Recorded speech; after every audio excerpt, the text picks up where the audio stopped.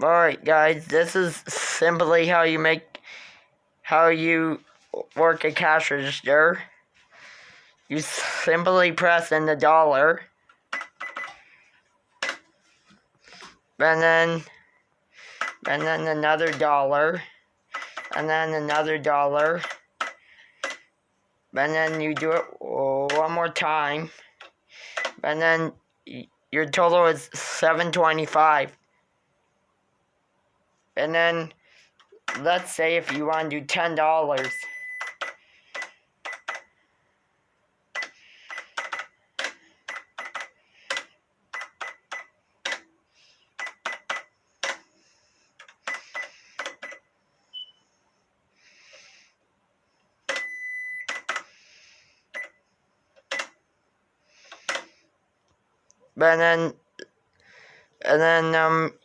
Yeah, that's how you work a cash register, and your total is about $28. And then you press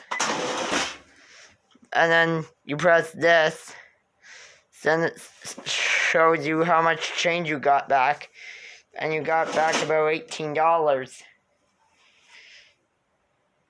I think $5.